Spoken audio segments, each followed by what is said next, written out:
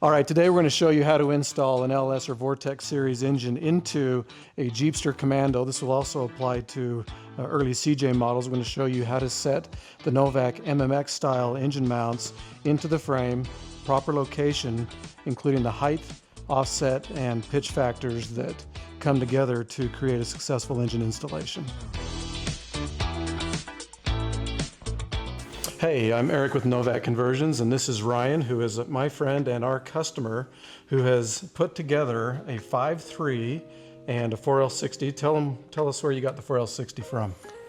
I purchased the core itself, and I had Novak rebuild it along with the Dana 300. I did pick it up all together as a unit. I bought the Dana 300 separate. Okay. And then the choice on the Dana 300. Now, normally these Jeepster Commandos have a Dana 20 in them, which is a great transfer case. But you selected the Dana 300. What were your thoughts behind that? The Dana 300, I've always just been told a little bit stronger. A little more strength. A little bit. And I'm one to put my foot in the pedal and really see what it does. And I don't want to be busting stuff up. Okay, all right. Well, it's a great choice, and it'll be a good way for customers to see. And on the 300s, you get a little better length on these, where at the Dana 20, we have to scoot them back behind these. So usually the economics, the space of a Dana 300 works great in early Jeeps, later Jeeps. So it's a great combo. So your engine is a 5.3, 2004. 2004. Okay, and it came out of a... It came out of a pickup. Did it? Yeah. Okay. So it's a pickup. It's not the Corvette style. And that's great. You know, the truck engines they've got the torque and we've got the hood clearance, so there's no need going to the extra expense of a car engine. So these are great engines. They really are kind of a gold standard in conversions. So many requests for 5.3s and similar engines. So it's a good choice on your part. Thank you. How are you going to use your Jeep? We're not going to be it's just gonna be a daily driver. It's actually me and my sons that we're doing it together, and he's not here fortunately today, but it's just gonna be a little cruiser for us. I don't think we'll really ever take it out and go wheeling on it. Kind of into car shows and just showing things off as they're finished. That's kind of what I do. Okay, all right. Ryan's a great car builder. These projects in this shop are just beautiful, so it's good for us to be here. It's a good environment to do this in. Okay, our goal today, what we want to do is show our customers how to position the engine. There are a lot of Jeeps where we build engine mounts where you're predetermined, like a Cherokee or like a TJ. We know exactly where we want those engines because there's really only one place to put them. But on a Jeep like this, you've got a little more freedom, not a lot in terms of the length, but we're going to show customers how to make those decisions and get the pitch and the positioning and everything about the engine just right. So this is a great way to get those techniques across.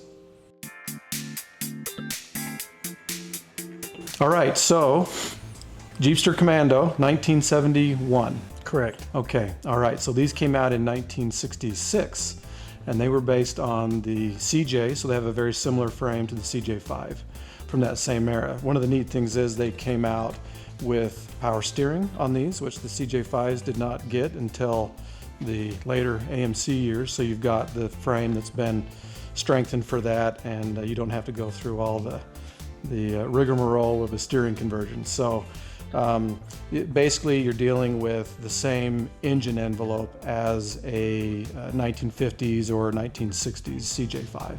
Okay. And then AMC, of course, when they took over, and in 1972 they came out with the new model. They lengthened the nose, which they did on all the Jeeps. These included to put the AMC straight six and their V8s in. So we're dealing with a little bit tighter of an engine space. Let's open this hood up and have a look in there. So this Jeep came with the Buick 225 V6, and Kaiser made a contract with General Motors and started buying Buick V6s from them, and that stemmed from the fact that hobbyists and swappers were putting Buick V6s in these anyway. So Jeep took notice, and they decided to, and they already had some other dealings with General Motors, and so they started buying Buick V6s from them, and that became the engine for these Jeeps until AMC took over. So our goal today is to grind off the factory engine mounts, and to do that and to get the engine itself located, let's take the front clip, the front grille off of the Jeep.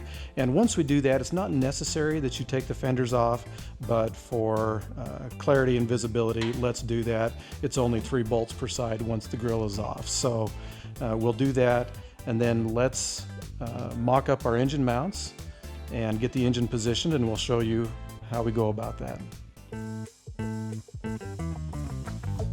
Before beginning any project, be sure to employ proper safety techniques. Support your vehicle and engine with at least 2 forms of support, such as a proper engine lift, support blocks, and preliminary tack welds if appropriate.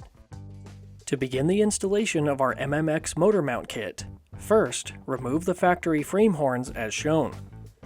Removal of the frame horns is subjective to the vehicle you're working with. Some may be welded, whereas others may be both welded and bolted to the frame. With the frame horns removed and the surfaces prepped, unbox the MMX motor mount kit. Unwrap each part of the kit, laying it out to assist with initial assembly. If any parts are missing from the kit, please contact Novak Conversions at the information slide at the end of this video. With the engine block plate included with your kit in hand, insert the 5/8 inch carriage bolt through the center hole, ensuring the shaft of the bolt droops into the relief at the bottom. When mounting the plate to your engine, it is recommended to use the center of the 3 Siamese holes shown, which will allow for fore and aft adjustment if necessary later on. Align the engine block plate with the engine mount bosses, starting, then tightening each of the 4 10mm bolts to the included torque specification. For this engine, we'll be torquing each of the 10mm bolts to 35 foot-pounds dry or 45 foot-pounds oiled. Please note that the engine block plate supplied with your kit may use different hardware with accompanying torque specifications. If a lock washer is not being used, it is recommended to use a blue thread locker. Our MMX motor mount kit was designed to be universal and adjustable. The telescoping action and different height levels of each bracket allows the installer to easily adjust engine offset and height even after installation into the vehicle.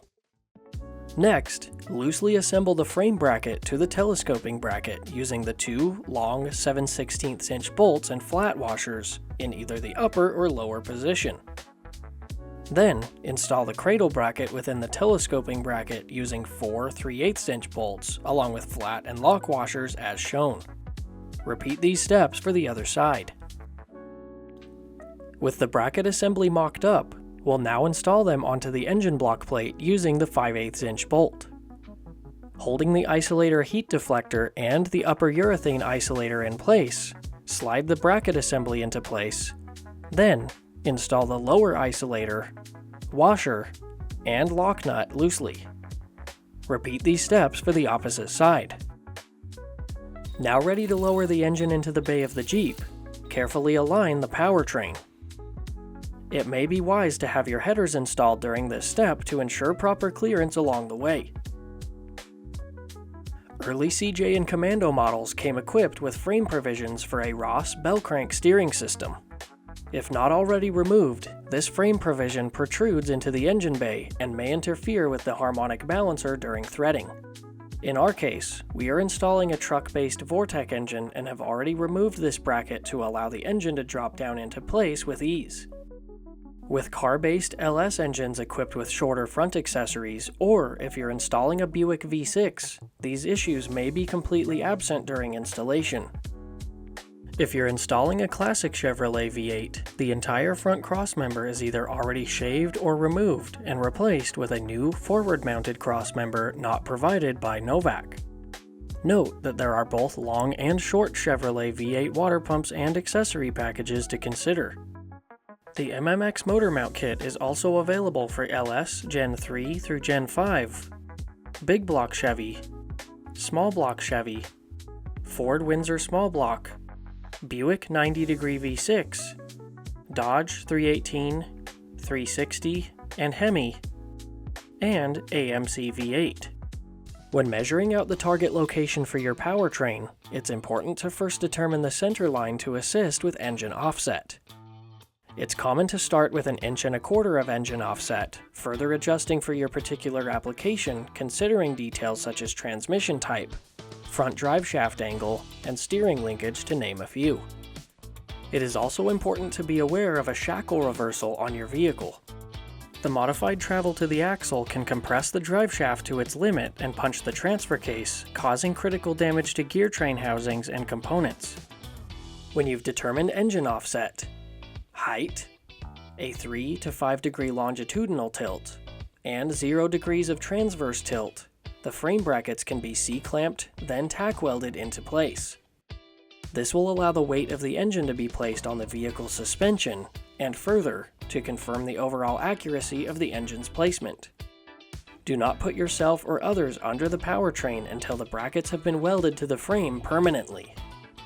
With final engine geometry within specification, the frame brackets can now be permanently welded into place. It's important to note that the holes provided on the frame brackets are there for plug weld purposes if the installer chooses.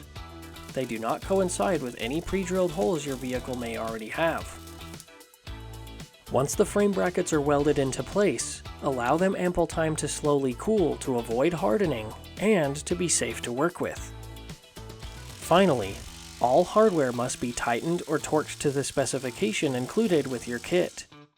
For this kit, the 5/8 inch motor mount bolts with the blue thread locker should be tightened until the isolator begins to squish. Do not over-tighten the lock nut as it may damage the isolators. The 7/16 inch frame bracket bolts with blue thread locker should be torqued to 55 foot-pounds dry or 70 foot-pounds oiled. The 3/8 inch telescopic bracket bolts with blue thread locker should be torqued to 35 foot-pounds dry or 45 oiled. Our good friend Ryan is thrilled with the installation of our MMX Universal Motor Mount Kit, and will later be equipping his 5.3 Vortec engine with our Novak Conversions EH001 series headers. Novak Conversions offers a wide selection of precision-made parts and accessories to accompany your Jeep powertrain projects. Please visit our website at www.novak-adapt.com or contact us today at 1-877-602-1500 for our complete online catalog.